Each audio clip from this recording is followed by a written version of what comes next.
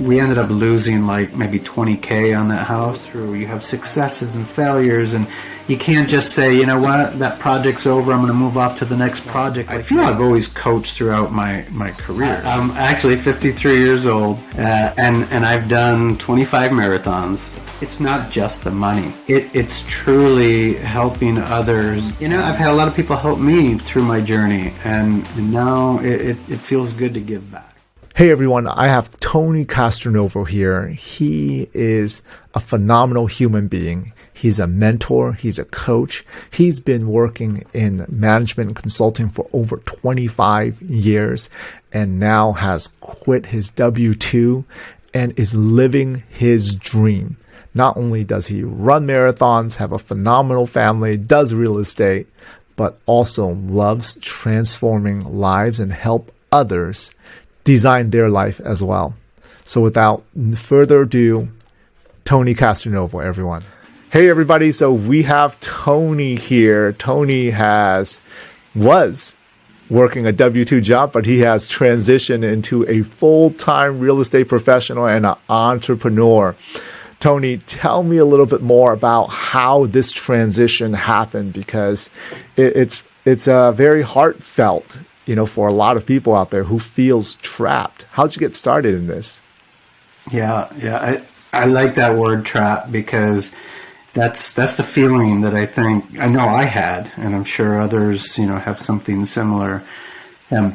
I think at some point, I mean, first of all, some people love what they do for a profession, right, and that's fantastic. It's not like there's this better world of being an entrepreneur. It's just different. And some people want to do that, and maybe they just don't know how, or maybe can't get past a limiting belief on getting that steady paycheck and what happens once you go and leave the comfort of a W-2 job, right? So for me, I think the biggest catalyst was COVID. And so as we were going through lots of learnings through COVID, I was working for a Big Four consulting firm, and I'd been with them for maybe 12 years or so. And I knew I wanted to move on. I had been wanting to be an entrepreneur for probably 8 years, and I was running my business on the side. And I kept raising my hand to say, look, you know, I'll take a package if we're going to lay people off. I'm ready. And the answer I kept getting was, you're good. No, don't worry about it. And so finally I had been courted by another firm, and I kept telling them I'm not ready to jump. And they said, what if we give you a signing bonus equal to your package? So I was like, So I jumped. And I spent about 8 months working for this smaller firm, and it was a bit of a downward spiral, and that just taught me that, you know what, way too much stress, life is too short, now is the time, this has to be a message, and so I jumped, and here I am.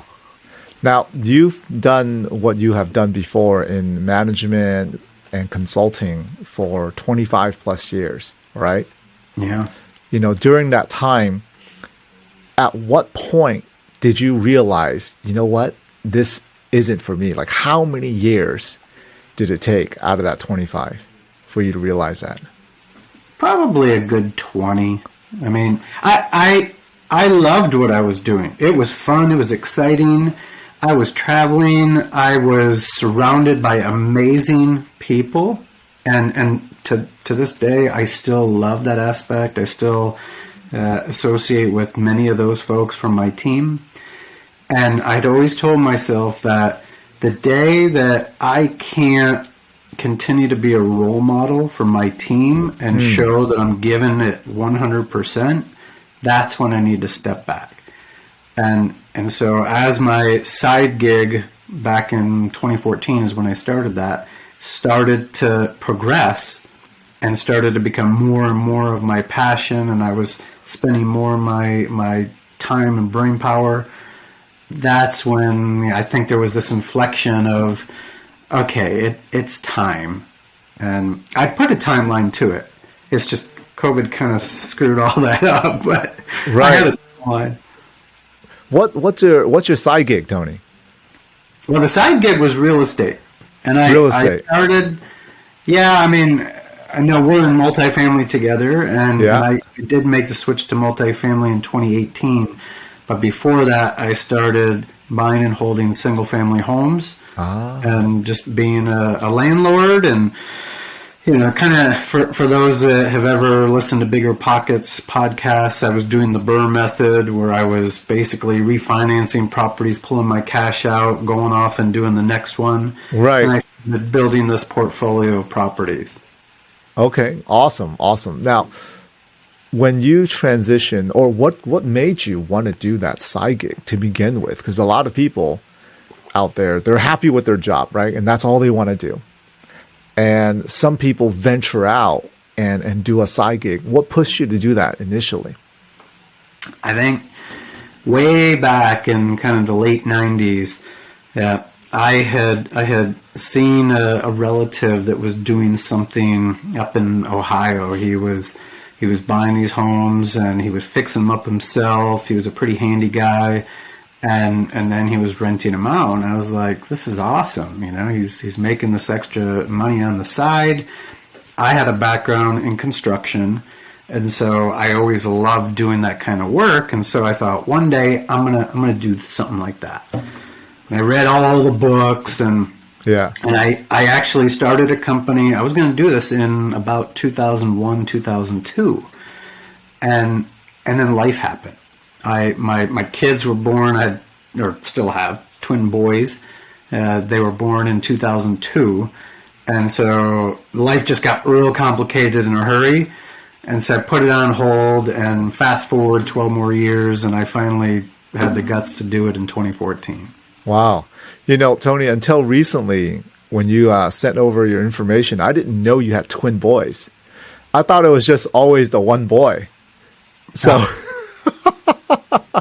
You know what? You see the one boy, because even though they're twins, they're very different. And the one that you see most often has been involved in real estate with me. Right. Going through a bit of a mentoring program, and we can dive in at some point about the who not how thing. You inspired me earlier in the year, and that he's the storyline for that. But that's why you see a lot of that, because he's really, embraced a lot of coaching from me. Is he eventually going to be your right-hand guy, your who? No. No. Okay. No. He's happy to learn and kind of, grow with me here. Yeah. But he's pretty adamant that he does not really like the real estate field. And he goes with me on all my apartment tours, and we'll spend a weekend working on something at the apartments. But the mentoring program was not just real estate; it was on personal finance as well. That's awesome.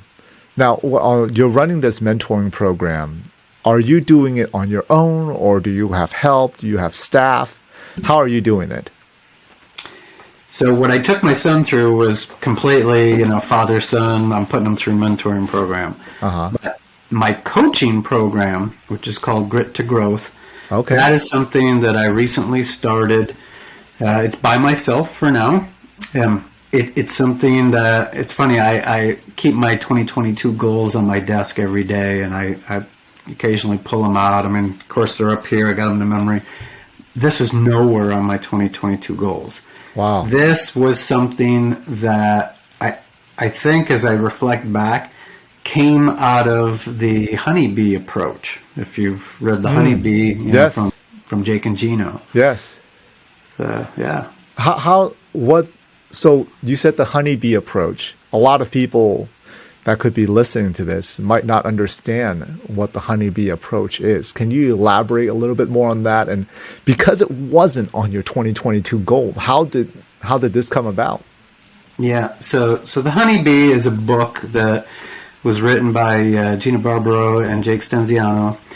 The crux of it, it's a fable. It's a very entertaining book, but the crux of it is sometimes having multiple streams of income can help to get you to your goal than really just focusing on a single source and hoping and praying that single source pans out. Having multiple streams is a great way to diversify and also open doors.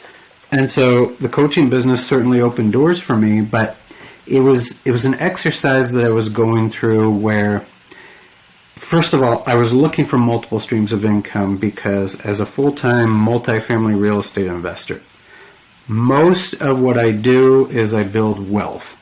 Mm-hmm. And that comes over time. There is cash flow and there's fees and so forth that you can get off these properties. But until you really get moving and you have a number of assets, that comes a little slower. That is not a quit your job today and replace your income tomorrow. Right. So as I started recognizing that, hey, I'm building wealth, I'm buying multifamily buildings and I'm putting them on my conveyor belt of sorts. We can talk about that, but these assets are running down a timeline on a conveyor belt, and when they come off the timeline, they're going to spill into additional assets that I can then purchase and then continue the flow and keep on adding these assets to my timeline. But in between, I still got to make money. Right. And so I put together a bit of a model, and I started just listing everything that I either wanted to do, I could do, I thought would be cool. And then I looked at it and I said, okay, scale of 1 to 10. What's my skill level in doing any of these things? Okay, scale of 1 to 10. What's my excitement level in doing any of these things? Scale of 1 to 10. How passive are these things? How much of my time is it going to consume? And when I went through that whole exercise and I kind of aggregated and scored everything and sorted and bubbled everything up to the top, it was interesting to see that 3, 4, 5 items all kind of grouped up. And they were all related to coaching. And I said, you know what, that's a sign. I never planned for this, but I'm going to research and then put myself through a program to get certified, and then I'm going to launch a business, and I'm going to help other entrepreneurs to do essentially what I've been working toward. That's exciting. That's exciting in itself. You mentioned you get excited, for this coaching program. That's going to be high on the excitement level. What makes you so excited about it? Is it just be able to, because it's not as simple as, hey, you're going to make money from it, but what gives you joy? What fulfills you about the coaching program? So I'm glad you asked, because I think, going back to the topic of the show, which is life by design, this is part of my life by design. I didn't even know it was part of my life by design, but it came to me. Okay, so when I say life by design, as I start planning for not just what's next for me, but where does my journey go over the next, hopefully, couple of decades or more, I started thinking, okay, I need something that I can have as a profession well into my 60s and 70s. I need something that's flexible on time, because I don't want the 9 to 5, 8 to 5 or more. I want something that I can choose how much time I spend, with who, and when I do it, and where I do it. Something that is completely flexible on location. And part of that is that I've always had a vision that I would spend the last couple decades of my life in the mountains somewhere, outside in nature with my wife, with my dog. We love to run, hike, ski. Just being in that is really the vision. And so how do I make that happen? And so this is part of that.